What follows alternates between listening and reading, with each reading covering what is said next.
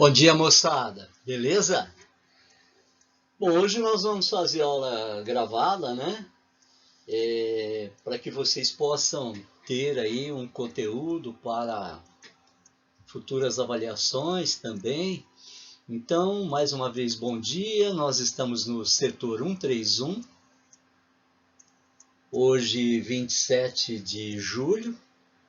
Caderno 4, módulo 21, página 381. Hoje nós iremos trabalhar os ácidos diarrênios, ok? Ácidos diarrênios aí.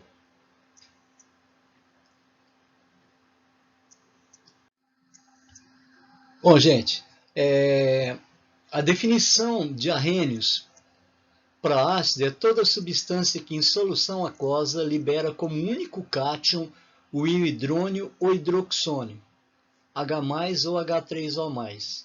Se eu fizer de forma direta, o H ele tem um elétron, o Cl tem 7 elétrons. Então, vou fazer aqui no cantinho, ó, o H tem um elétron, o Cl tem 7 elétrons.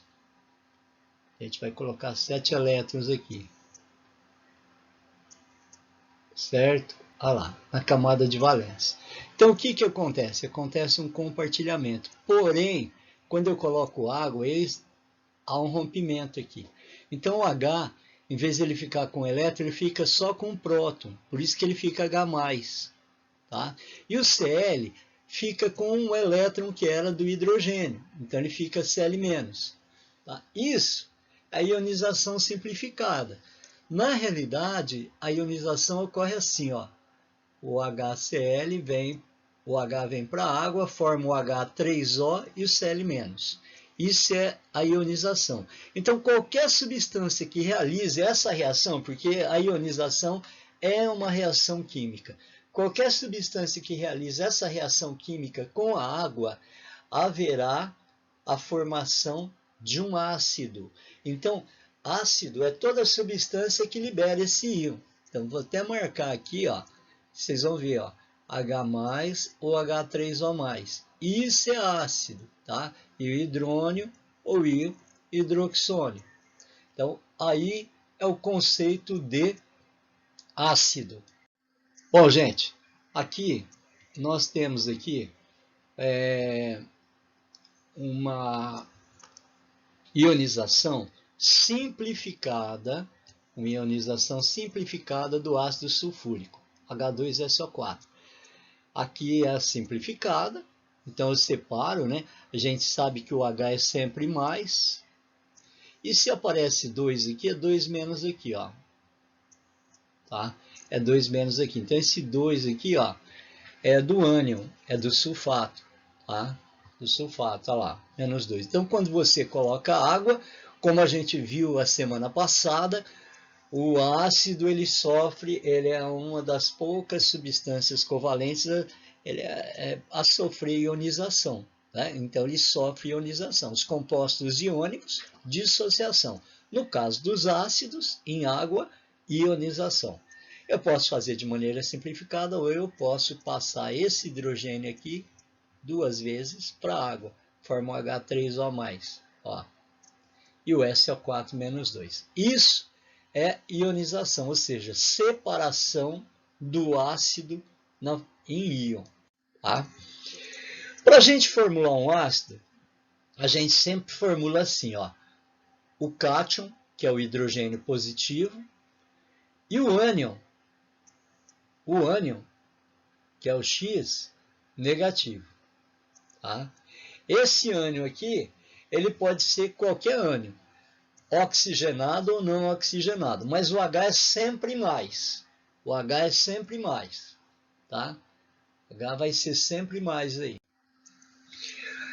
A gente tem duas situações para ácidos. Os ácidos sem oxigênio, denominados hidrácidos, e os ácidos com oxigênio, denominados oxiácidos.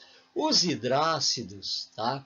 A gente diz assim, ó, que o nome para nomear hidrácido, a gente pega aqui, ó, ácido fluorídrico. Por quê? Porque ele veio do fluoreto. Olha lá, íon fluoreto. Né? Então o ácido é hídrico e o ânion é eto. O ácido é hídrico e o ânion é eto. Então deixa eu até colocar aqui para você lembrar.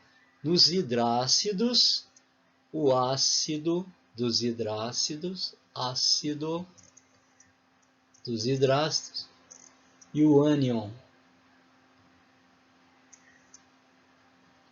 Então, quando o ácido for hídrico, a terminação é hídrico, a terminação do ânion é eto. Então, por exemplo, ácido fluorídrico, eu tenho o íon fluoreto, tá? O íon fluoreto aqui. Deixa eu até marcar aqui, ó, o fluoreto, vou deixar em amarelinho aqui, ó, fluoreto. Ácido clorídrico, ânion cloreto. Ácido bromídrico, ânion brometo. Ácido iodídrico, o ânion iodeto. Ácido sulfídrico, o ânion sulfeto. Então ele é menos 2, ó, por isso que desce 2 aqui, hein? Ácido selenídrico, né? Ânion seleneto. Ácido telurídrico, ânion telureto. Ácido cianídrico, ânion cianeto. Então é só lembrar, tá? Só lembrar. Se o ácido termina em hídrico, o ânion termina em eto. E a gente tem que lembrar também que o H do ácido, que representa o ácido, é sempre uma vez positivo, tá? Porque ele doa esse elétron. Então, para o ácido, tanto oxigênio como não oxigenado, você sabe que o H é sempre mais, tá? O H será sempre mais aí, correto? Olha lá, por isso HCl, HBr, HCN, HF, HI, HCl. Então, o prenome ácido, depois o nome do elemento, com a terminação hídrico, clorídrico, fluorídrico, bromídrico. Aqui é que o ânion tem 2 elementos químicos, né? O carbono e o nitrogênio. Então ele tem um íon cianeto aí, ok? Tá aí. Já os ácidos com oxigênio, os principais são esses daqui, ó. Cloro, bromo, iodo. Então vou pegar um exemplo do cloro, clórico. Do enxofre, o selênio e o telúrio. Isso daqui, se a gente for analisar, são as famílias, viu, gente? São as famílias, tá? Se eu pegar aqui, por exemplo, ó, os ácidos oxigenados da família 7A, ácidos oxigenados da família 6A, ácidos oxigenados da família 5A, ácidos oxigenados da família 4A, 3A, 4A e 5A, tá? Pode ver que a grande maioria são não metais, né? Olha lá, ácido clórico, porque veio do ânion clorato. Ácido sulfúrico, porque veio do ânion sulfato. Ácido fosfórico, que veio do ânion fosfato. Ácido silício, do ânion silicato. Ácido bórico, do ânion borato. Carbônico, do ânion carbonato. E do nítrico, né, do ânion nitrato. Esses são alguns exemplos de ácidos padrão, ou também denominados ácidos orto. A palavra orto quer dizer padrão, tá? Então a palavra orto aí quer dizer padrão. Eu vou fazer do outro lado lá, vocês vão ver. Então, padrão, tá? Eles partem desses ácidos aqui, que são os ácidos padrão. Ok? Aqui é o mesmo ácido padrão, só que aqui ele vai perder água e vai perder oxigênio. Então, quando eu retiro um oxigênio, ele vai ficar assim, ó. O ácido clórico fica cloroso. Eu retiro mais um oxigênio, ele fica ácido hipocloroso. O ácido sulfúrico, ele perde um oxigênio e ele vira sulfuroso. Se eu tirar mais um oxigênio, hipossulfuroso. Ácido fosfórico é o padrão. Se ele perder um oxigênio, fosforoso. Se ele perder mais um oxigênio, hipofosforoso. Ok? Eu vou citar aqui, ó, meta. Meta, ácido ortofosfórico, que tem um maior grau de hidratação. Quando eu retiro uma água, ele fica metafosfórico. Quando eu pego o fosfórico aqui e multiplico por 2 e tiro uma água, ele vira pirofosfórico.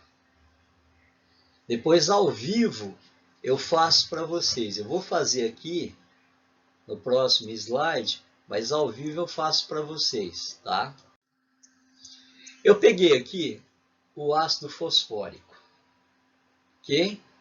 O ácido fosfórico.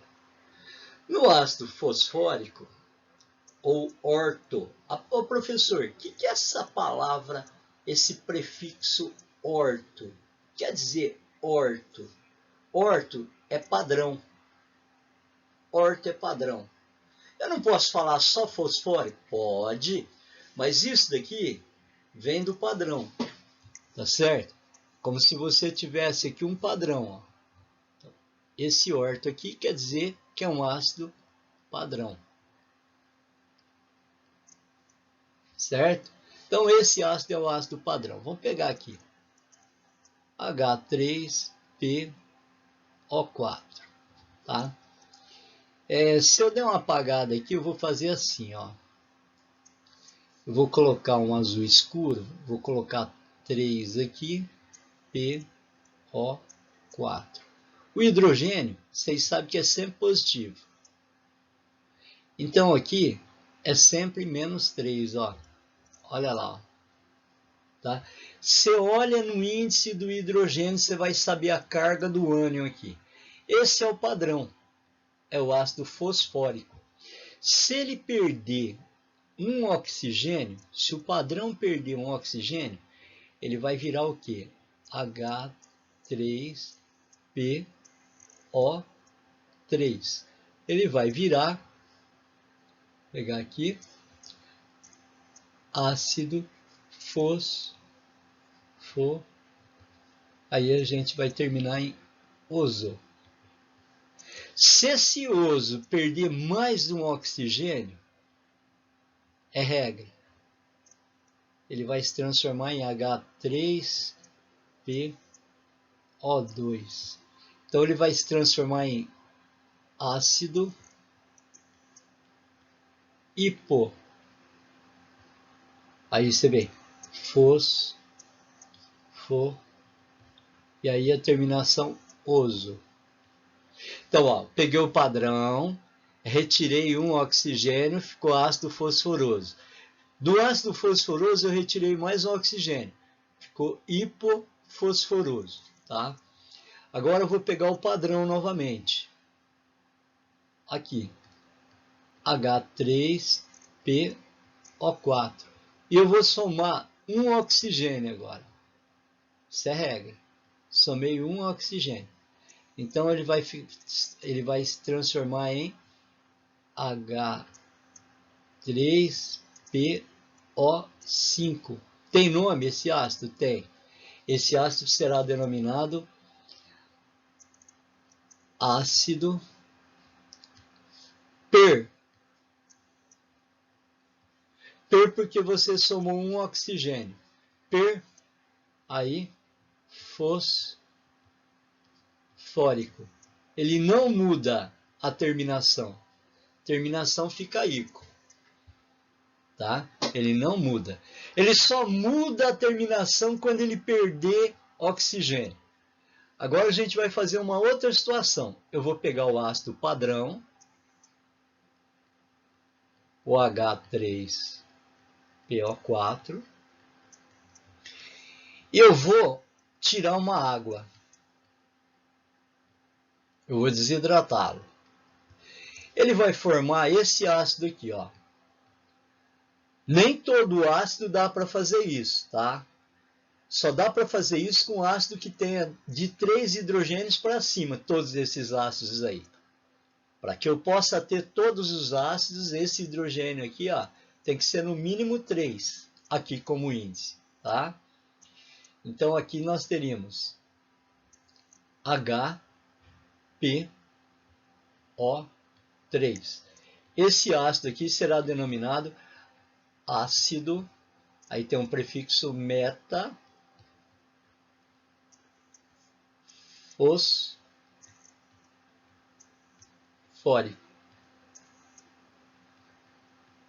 E tem outro ácido agora, o último ácido deles. Nem todos dão para fazer isso daí. Eu vou pegar o padrão, H3PO4, vou multiplicar por 2, é regra, tá? Então eu pego o padrão aqui, vou dar a volta na setinha, olha lá, padrão. Multiplico por 2, então vai dar H6P2O8. Não tem nome aqui. Eu vou retirar uma água, vou desidratá-lo. Então vai ficar H4P2O7. Tem nome esse ácido? Tem. Ácido, aí tem um prefixo, piro. Aí continua, fó, e a terminação, ico. Então vocês perceberam que o ácido fosfórico, ele dá padrão, que é o orto, ele dá para mim montar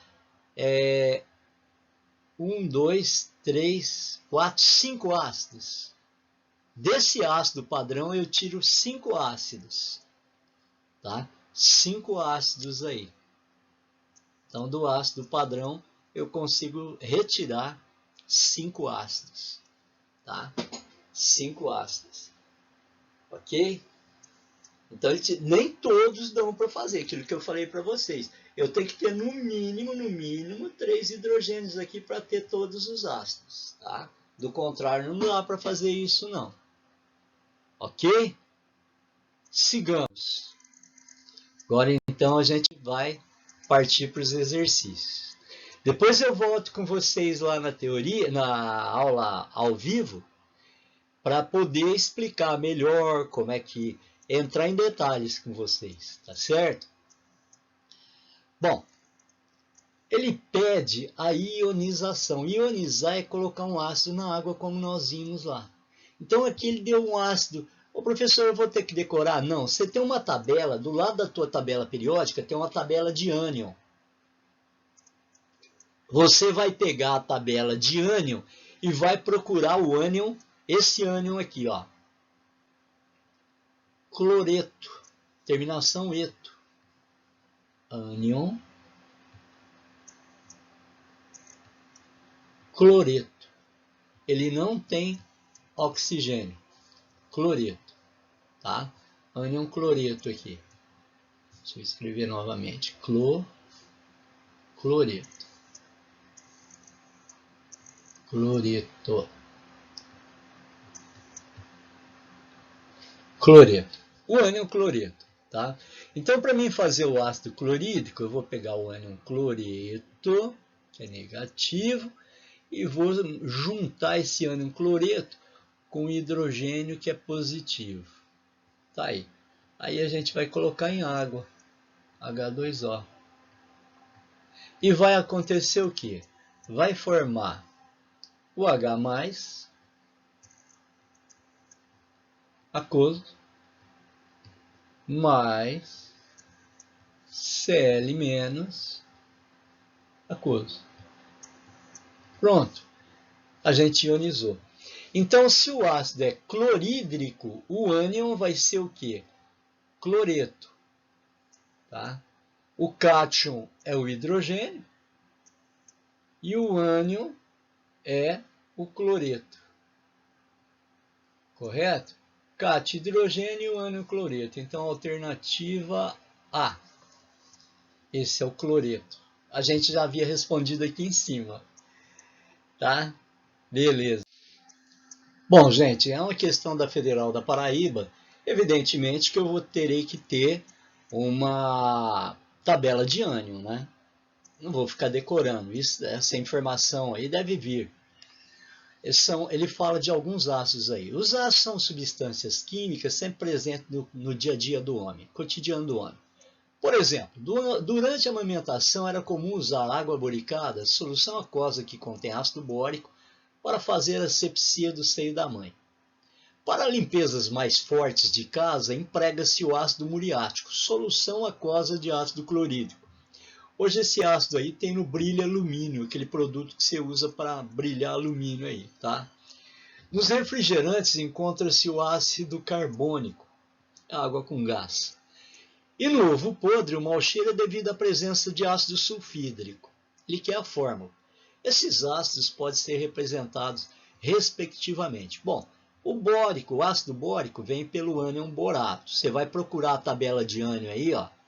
Ele é BO3-, tá? Isso é o borato. Que mais? Ácido muriático é o ácido clorídrico. Então, é o cloreto monovalente. Nos refrigerantes tem o ácido carbônico, vem o íon carbonato, CO3-2. CO3-2. E o cheiro de ovo podre vem pelo ácido sulfídrico, vem pelo íon sulfeto. Então tá aí. Borato, íon borato, ânion borato, ânion cloreto, ânion carbonato e ânion sulfeto. Como que eu faço agora para colocar o ácido? O H é sempre em mais. Se é 3 aqui, desce 3 aqui, ó. Então põe tudo H. H. H é sempre mais. H. Se é 1, como é 1 e 1, não precisa descer. Aqui eu desço. 2. Aqui eu desço. 2. Então, ácido bórico, ácido clorídrico, ácido carbônico e ácido sulfídrico. Alternativa, bola. Alternativa, bola. Ok? Uma questão grande, extensa, né? Do Instituto Federal do Sul. Então ele diz assim, ó. O ovo perfeito, em nenhum lugar da casa se parece tanto com o laboratório de química quanto a cozinha, onde diversos ingredientes são misturados, queimados, fermentados e submetidos a processo digno de experiências científicas. Assim como no laboratório, ter noções de química é essencial para que o cozinheiro consiga preparar corretamente os pratos, até os mais simples. Veja, por exemplo, como levar à perfeição a arte de cozinhar ovos. Todo mundo acha que é muito fácil aí, não é? Não é bem assim. A clara tem água, gordura e colesterol. Também tem muitas proteínas que mudam de forma quando aquecidas. Elas se desenrolam e deixam expostas regiões nas superfícies que as ligam a outras proteínas, formando um emaranhado que transforma a clara no material sólido e branco que conhecemos. O ovo também tem bolhas de ar para que o filhote comece a respirar. Elas se tornam um problema quando cozinhamos. Por quê? Além de deixar o fundo do ovo chato, ainda podem aumentar a pressão interna e fazê-lo rachar. Para resolver o problema, basta furar o fundo da casca com uma agulha antes de cozinhar e colocar sal ou limão na água. Os dois ingredientes conseguem tampar o buraco porque agem sobre a clara de forma que o calor fazem as proteínas se juntarem e endurecerem antes que o ovo vaze na panela. Há também outras maneiras pelas quais o ovo pode explodir. A casca é irregular e, ao aquecer cada uma das partes, começa a se expandir de forma diferente, o que pode levar a rachaduras. É preciso controlar a forma como ele esquenta para que isso não aconteça. Coloque o ovo em água fria, aqueça até ferver. Reduza o fogo por mais 10 minutos e jogue em outro recipiente com água fria. Esse último procedimento também ajuda a eliminar algumas substâncias esverdeadas que se formam em volta da gema. Ela surge quando o sulfeto de hidrogênio, H+S-, sulfeto de hidrogênio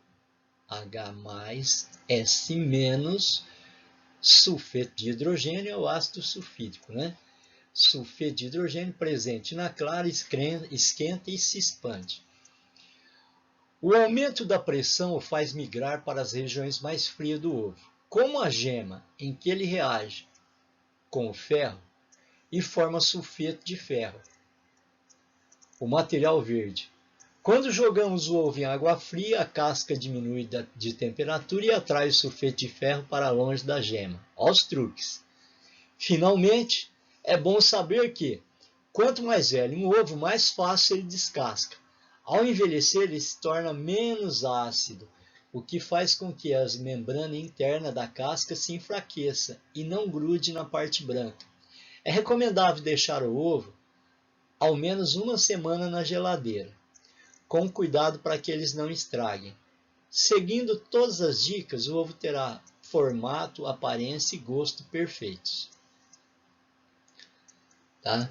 Então tem aí, ó, tem o site, né? Depois se vocês quiserem, é só clicar o sitezinho aqui e você vai ter acesso a essas informações de 2018. É uma questão recente. Então ele diz o seguinte: aquela substância esverdeada que se forma em volta da gema, ela surge quando o sulfeto de hidrogênio, que é o H2S, né, presente na clara, esquenta e se expande. Com relação ao tudo isso para falar do sulfeto de hidrogênio, é correto afirmar: sua massa molar é 33 gramas por mol. Bom, o enxofre, a massa do enxofre é 32, né? Eu tenho o hidrogênio, 31, e mais um hidrogênio vai dar 33. Tá certo. A B é uma mistura química entre o átomo de hidrogênio e o átomo de enxofre. É uma ligação, né? Não é uma mistura química. É classificado como uma substância inorgânica pertencente à função química ácida. É a alternativa C, por enquanto. Sua fórmula é H2SO2. Não. Sua ligação química é do tipo iônica. Não. A mais correta aí, ela não é aproximadamente, ela é 33 mesmo, sabe? Porque o enxofre tem massa 32 lá. Ele falou aí, é 33 gramas mol mesmo. A massa molar do sulfeto de hidrogênio, tá? Então não é aproximadamente, é exatamente. Então essa A não pode ser. Você vai ficar em dúvida entre a A e a C.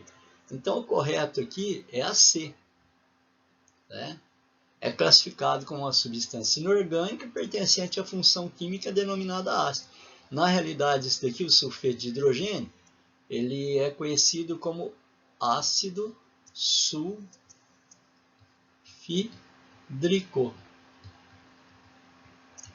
O ácido sulfídrico é o sulfeto de hidrogênio. Certo? Então, a alternativa C é a correta aí. Bom, uma questão bacana, essa quarta questão, né? Vocês estão vendo aí. Eu achei interessante, porque ele fala no Rio Piracicaba, que tem até o endereço, né? Como que é uma questão aí de vestibular. Seria bom vocês verificarem. Eu desconhecia isso, que existe Rio Piracicaba também no interior de Minas. Ele fala aqui, ó.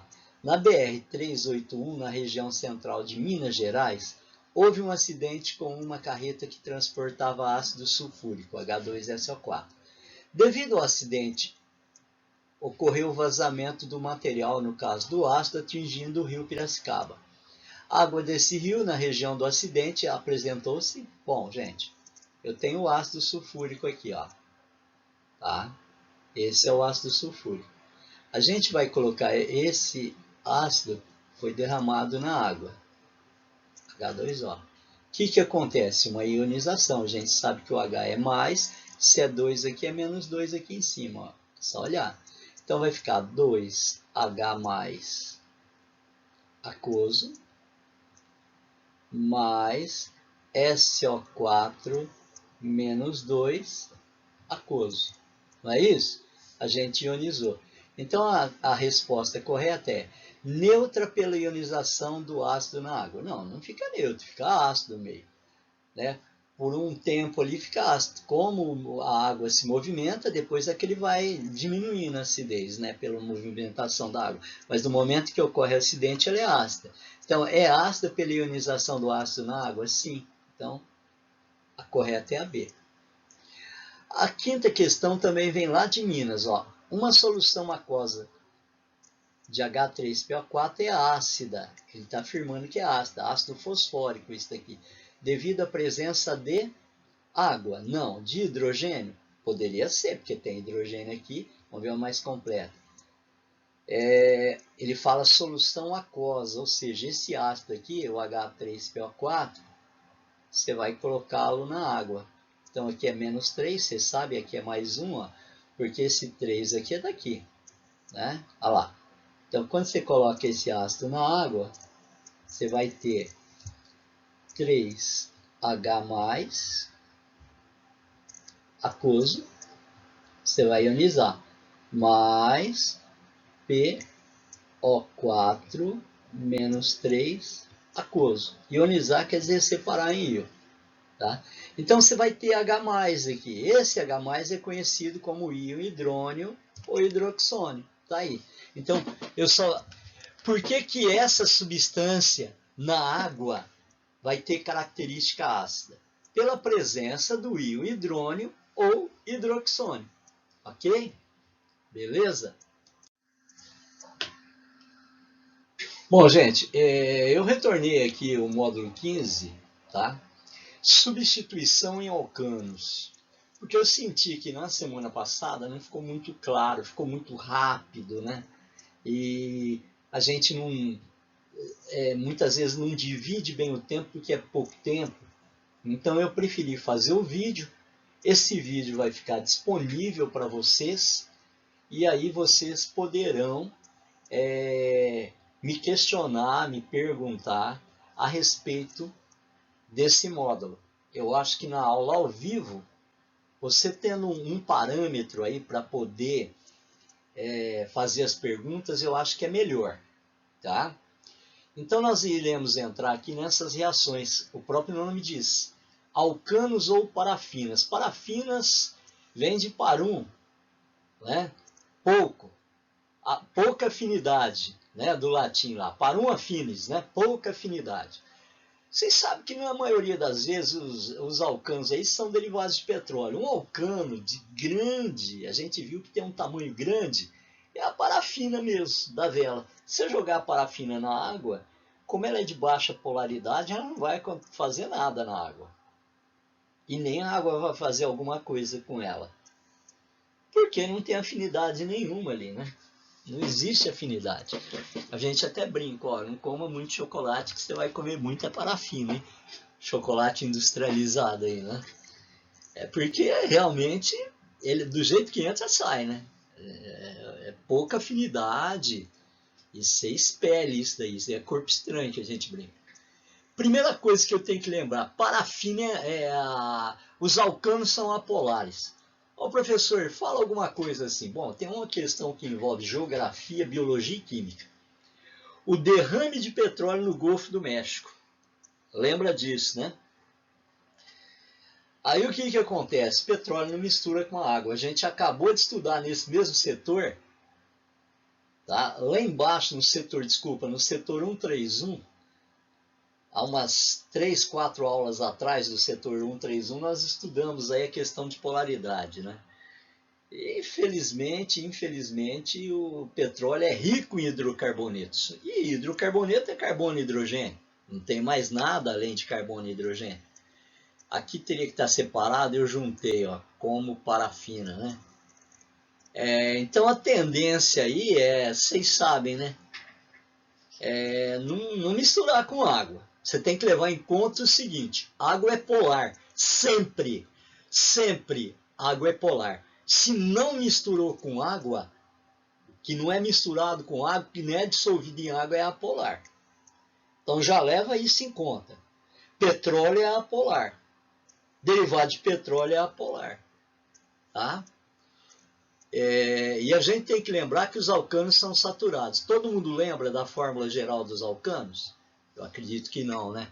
Fórmula geral dos alcanos, CnH2n mais 2. Onde N é número de carbono. Tá? Então, essa é a fórmula geral dos alcanos. Então, quando a gente falar em alcano aqui, ó, fórmula geral é isso aqui. A gente já viu isso, inclusive. Né? Fórmula geral dos alcanos aí. Ok? Então, a fórmula geral, juntar aqui, alcanos. Ok? Bom, propriedade física dos alcanos. Não posso esquecer. De 1 a 4 carbonos, metano, etano, propano e butano são gases. De 5 a 8, de 5 a 18, desculpa. 5 a 18. Então, de pentano até 18 carbonos são líquidos. Acima de 18 são sólidos. Caso parafina e tem outros também, né? Tá? Tá aí. Então, normalmente é uma temperatura de 20 a 30 graus, né?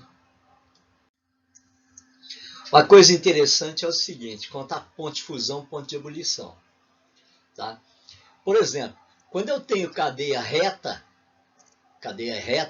né? Olha lá, cadeia reta. O butano tem maior ponto de ebulição que o metilpropano. Tá? Por quê? Quanto mais ramificada for a cadeia, mais baixa será a temperatura de ebulição. Quanto menos ramificada for a cadeia, maior será o ponto de ebulição. Isso vale para a temperatura de ebulição e vale também para a densidade. Tá? Só que na densidade é o seguinte, quanto mais ramificada for a cadeia, mais densa ela é.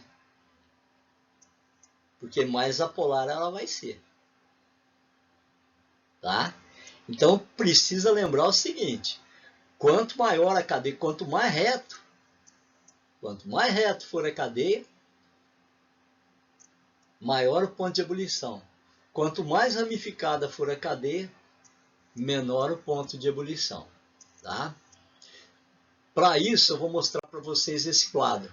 O butano e o metilpropano. Olha o butano. Temperatura de fusão é alta, é próximo do zero. Aqui está abaixo de zero. Está muito abaixo de zero. Então, quem está mais próximo do zero é o butano. Então, ele tem uma temperatura mais elevada de fusão. E a temperatura de ebulição dele? Menos meio. A temperatura de ebulição? Menos 11,6. É mais baixo. Aqui mais próximo do zero. Ó. Tá? A densidade, cadeia reta, 0,60. A densidade, 0,55. Ramificado. Tá? Fontes naturais. Petróleo. Eu deixei esse espaço aqui para falar que petróleo e gás natural tem fórmula CnH2n mais 2. Tá? Petróleo é riquíssimo nessas estruturas aqui. Então, na realidade, essas duas estruturas aqui, quando a gente fala em alcanos, elas são basicamente o quê? Hidrocarbonetos. Então, o gás natural é riquíssimo em metano, ele é rico em propano,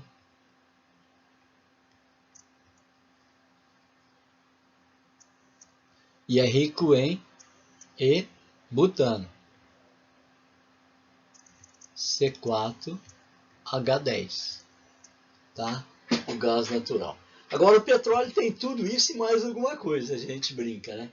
Petróleo tem, a gente fazendo uma analogia um tanto grosseira, quando você manda o gado pro frigorífico, eles aproveitam tudo. Petróleo, entrou petróleo numa refinaria, se aproveita tudo. Tudo, tudo, tudo. Até o resíduo, que é o asfalto e o piche, a gente usa. Não é? A parafina, a gente pode dizer que isso é resíduo. Isso é resíduo. E a gente utiliza. Tá? Então, os hidrocarbonetos aí, ó,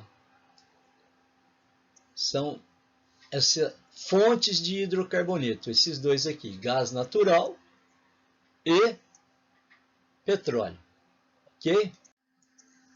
Bom, gente, a única reação que os alcanos conseguem realizar é a reação de substituição.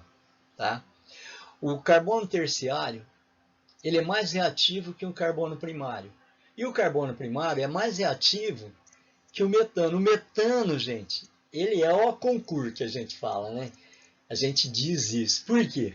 Porque ele é um átomo de carbono só e ele apresenta uma característica que serve para todos os demais hidrocarbonetos saturados, no caso os alcanos. Eu tenho ele como referência aqui, ó, nesse exemplo, porque ele é o menor alcano que existe, tá? Ele é o menor alcano. Se a gente for fazer aqui, ó, a gente vai ver que ele tem 4 ligações, porque o carbono é da família 4A, então só ligação covalente, né? E aqui é interessante, porque se a gente for analisar a molécula do metano, que é um alcano, né? Ela tem 4 nuvens no átomo central e 4 átomos iguais. Se eu subtrair, vai dar 0. 0 é o quê? Apolar. Então eu tenho que lembrar que todo hidrocarboneto, em especial os alcanos, mas todos, são apolares. Eu usei como referência o metano. O metano é o menos reativo dos alcanos aí, tá? Então, um alcano com carbono terciário é mais reativo que um alcano com carbono secundário, que é mais reativo que um alcano com carbono primário, que por sua vez é mais reativo que o metano. Então, por exemplo, se eu tiver o etano com 2 carbonos, ele vai ser mais reativo que o metano. Existem algumas reações aí, e a única reação que ocorre nos alcanos é essa reação aqui, ó. É a única reação, a reação de substituição. Você vai trocar um pelo outro. É a única reação, tá? Por quê? Porque eles são apolares. Então eles têm baixa reatividade, né? Eles são apolares aí. Então, e as reações que ocorrem, eu destacaria aqui em especial, né? Em especial, os halogênios, os elementos da família 7A. Vocês vão ver aí que uma das reações é a halogenação. A substituição é a reação de substituição por um dos átomos dessa molécula de halogênio. Tá? Então vamos lá. Vamos fazer aqui a monocloração. Então, na realidade aqui, eu tenho o quê? Eu tenho aqui é o Cl2. E aqui é o metano. Eu vou pegar qualquer um dos hidrogênios e vou substituir na presença de luz ultravioleta. Ele vai formar o cloro-metano e o HCl. Então, tem uma reação em que você tira do lugar o hidrogênio, que é menos reativo, para o mais eletronegativo, que é quem? O cloro. Então, ele troca de lugar e forma essa substância aqui, ó, o cloro aqui, ó. Tá? Então, cloro-metano. É uma monocloração. Agora aqui já tem um cloro. Eu vou e substituo outra vez, já faço uma dicloração. Então é uma substância diclorada, né? Olha lá. Aí eu vou fazer mais uma substituição. Eu vou ter o clorofórmio já aqui, ó.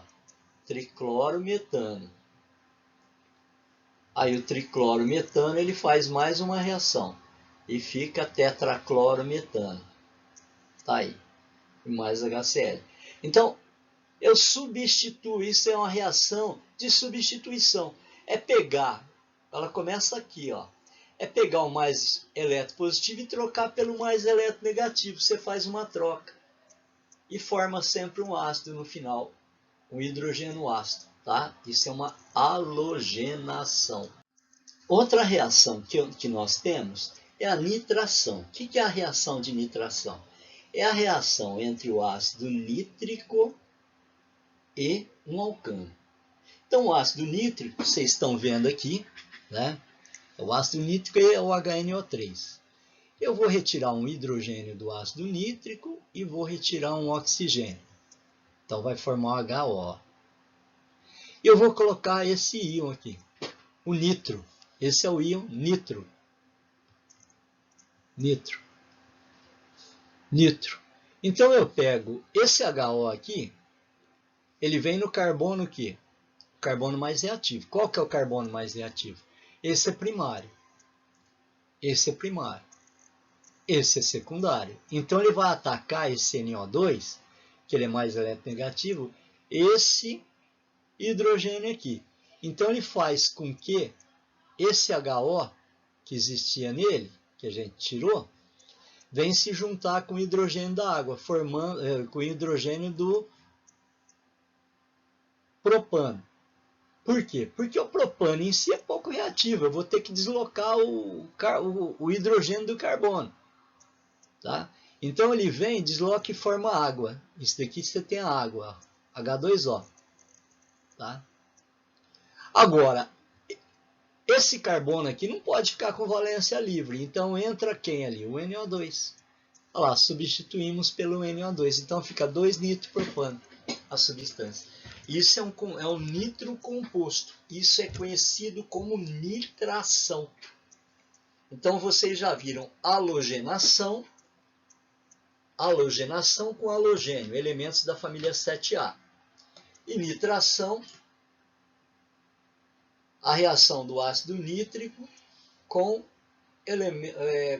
o hidrogênio mais reativo. No caso mais reativo é o secundário, é esse daqui, ó, que eu envolvi aqui. Tá? Então esse hidrogênio aqui é que sai do carbono mais reativo. Tá? Carbono mais reativo. Bom, outra reação que nós temos é a reação com o ácido sulfúrico. Aqui você vai tirar, sai um hidrogênio e sai um oxigênio. Olha lá, fica assim, ó. Vai sobrar o quê? Vai sobrar HSO3, vai formar um ácido sulfônico. Ele vai atacar quem? O carbono secundário. Por quê? Porque ele é mais reativo. Né? Primeiro é o carbono terciário, depois o secundário, depois o primário, depois o metano. Então, quem é o mais reativo? São os primários? Não, é o secundário, é esse aqui. Então, ele vai substituir esse hidrogênio aqui e vai formar água. Isso daqui é a água aqui, ó. Sobra o quê? SO3H. Quem que é o SO3H? Tá aqui, ó. Tá aí. O SO3H é isso aí. Tá? Vou contornar certinho aqui para você lembrar depois. Então, isso daqui é o quê? É o ácido sulfônico.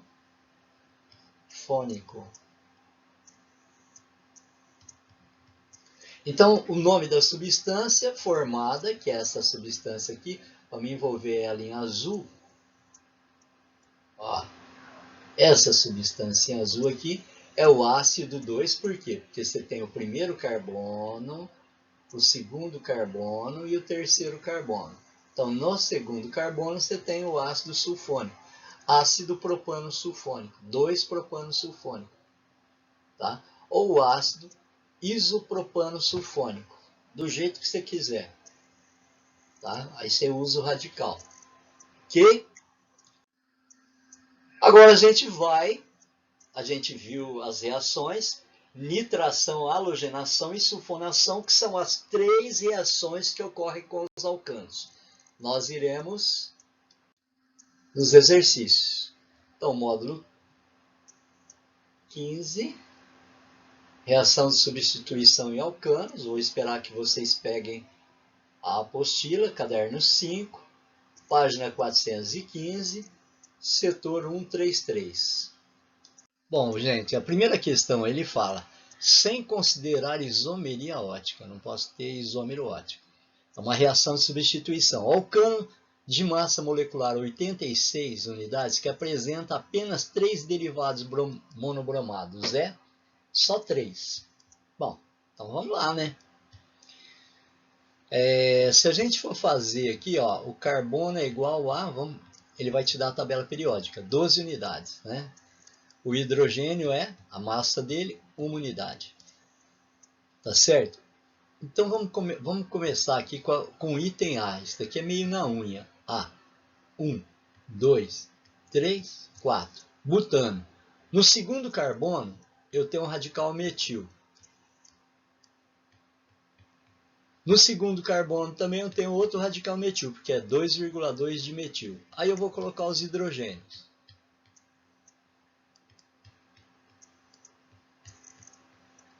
Bom, vamos contar quantos carbonos são? 1, 2, 3, 4, 5, 6. 12, 72. Hidrogênio, vamos lá. 3, 6, 8, com 3, 11, 14. 14. Somou 86. Então, o A já deu 86 unidades. Vamos tentar ver se dá para substituir uma vez o bromo aqui. Ó, vou colocar o bromo como se fosse verde. Aqui dá para substituir. Aqui dá para substituir sem formar isômero ótico. Aqui dá para substituir. Qual outro que daria para substituir? Aqui e aqui. Se eu substituir aqui, aqui e aqui, é a mesma coisa. Então, aqui é uma vez. Uma vez. Tanto faz eu substituir aqui, como aqui, é a mesma coisa. Tá? Aqui é a segunda vez. E aqui é a terceira. Eu terei 3 substâncias aí, né, diferentes. Então, eu posso colocar um bromo aqui, ou aqui, ou aqui. Esses 3 vão dar a mesma coisa. Ou eu posso mudar aqui. Vai dar um segundo formato. Ou aqui, que é um terceiro formato. Então, seria a alternativa A. Eu vou ter 3 derivados monobromados, desculpa, com essa estrutura aqui. Com um bromo só. Você só vai substituir uma vez o bromo. Esses 3 pontos que eu coloquei aí juntos é a mesma coisa, tá? Tanto faz eu substituir de cima, como de baixo, como do lado esquerdo, é a mesma coisa. Agora, do lado direito, o primeiro aqui é diferente, ó. Vai dar diferente. Aqui também vai dar. Agora, esses 3 aqui vão dar a mesma substância, tá? Então, a alternativa A. Bom, gente, é uma questão tranquila aqui, tá? Ele fala, o produto principal da reação de substituição, já deu a dica, substituir, olha lá, é um halogênio aqui, ó, tá? E aqui é um metilpropano, então você vai ter que substituir esse hidrogênio aqui, por quê? Porque esse carbono aqui é terciário. Se ele é terciário, ele é o mais reativo, então ele vai liberar esse hidrogênio. São 2 cloros, aqui vai entrar um cloro, e aqui vai sair o hidrogênio. Então, nós teríamos isso daqui como produtos. H3C, C, CH3, CH3, mais o H que saiu daqui, ó, veio para cá. E aí a gente vai colocar os cloros. Vem um cloro aqui e vem um cloro aqui. Então, o nome dessa substância, ó, 1, 2, 3. Ficaria 2 cloro, 2 metil. Metil só pode ser no 2, porque se ele for aqui, ele deixa de ser metil, né? Então, não precisa colocar 2 metil. Então, 2 cloro, metil, propano. o nome da substância. Então, alternativa E. Tá? Alternativa E. Então é bem fácil. Você vai pegar o carbono mais reativo e vai substituir. Tranquilo, tranquilo, tranquilo. Tá? Bom, gente, aqui nós temos uma questão da Cesgran-Hill, que ela diz o seguinte: identifique o número de produtos monoclorados, quer dizer, vai um cloro só, obtidos pela substituição de qualquer átomo de hidrogênio em 2,4-dimetilpentano por um átomo de cloro. Aí, novamente, ele diz, sem considerar os isômeros óticos. Quantas substâncias dariam para que eu pudesse substituir um hidrogênio por um cloro sem contar os isômeros óticos? Então, o primeiro passo que eu tenho que fazer é com relação à molécula. Então, dimetilpentano. Dimetilpentano tem 1, 2, 3, 4, 5 carbonos na cadeia principal. Né? Aí a gente vai ligando, e aí a gente vai colocar a numeração. Então vamos começar da esquerda para a direita. 1, 2, 3, 4, 5. No segundo carbono, eu tenho metil. Então vamos pôr o metil. No quarto carbono, eu tenho outro metil. Agora a gente vai preencher com os hidrogênios.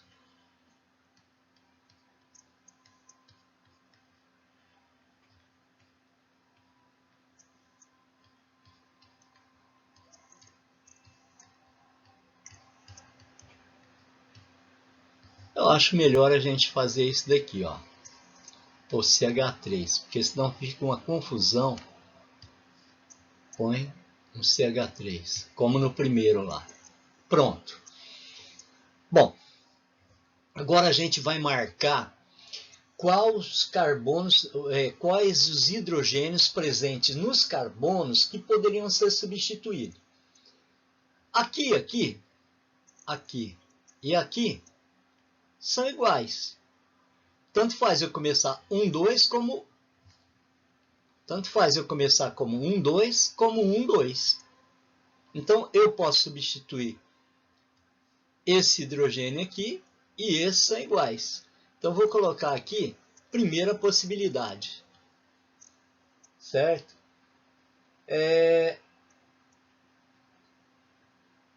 Aqui também eu poderia começar por aqui. Vai dar a mesma coisa da esquerda para a direita como da direita para a esquerda. É a mesma coisa. Então também é uma primeira possibilidade, porque fica igual. Não é? Agora, aqui e aqui é a segunda possibilidade. O único que vai ser diferente aqui uma vez só, substituir esse hidrogênio desse carbono. É uma terceira possibilidade. Então eu tenho 3 maneiras de fazer a substituição. As primeiras possibilidades, porque são iguais. Tanto faz eu começar por aqui, a contagem da cadeia principal, como daqui, como daqui, como daqui. Vão dar 5 carbonos na cadeia principal. Aqui seria a mesma coisa, se eu substituir. O único diferente vai ser o terceiro. Então tem 3 possibilidades de substituição. Seria a resposta B. Correto? B. 3 possibilidades. As primeiras são iguais, as segundas e só a terceira vai ficar diferente. Aí a gente tem aqui a questão da Universidade Federal de Mato Grosso do Sul, né? Nessa questão extra, que ele diz o seguinte: um químico fez uma reação do tercbutano. Tercbutano é o metilpropano. Metilpropano é isso daqui, ó. Vamos fazer a molécula aqui. 1, 2, 3. Metilpropano aí, ó. Metil, né? Tem que ser no segundo carbono. Metilpropano. Aí. Então, eu vou substituir né? Eu vou substituir, vou fazer a substituição aqui. Na presença de bromo. Então você vai substituir por um bromo aqui. Tá? Admitindo-se que ocorra apenas uma substituição. É correto afirmar o número de produtos. Eu poderia substituir aqui, uma vez, aqui, 2 vezes, aqui, 3 vezes e aqui 4 vezes. Então a resposta correta seria isso. Eu poderia substituir uma vez só, mas aqui, aqui, aqui e aqui. Tá? 4 vezes. Na quinta questão, uma reação do metilbutânio, 2-metilbutânio. Então vamos fazer 1, 2, 3, 4. Vamos numerar 1, 2. Vamos colocar o metil aqui. 2-metilbutano. Então vamos colocar os hidrogênios. Aí.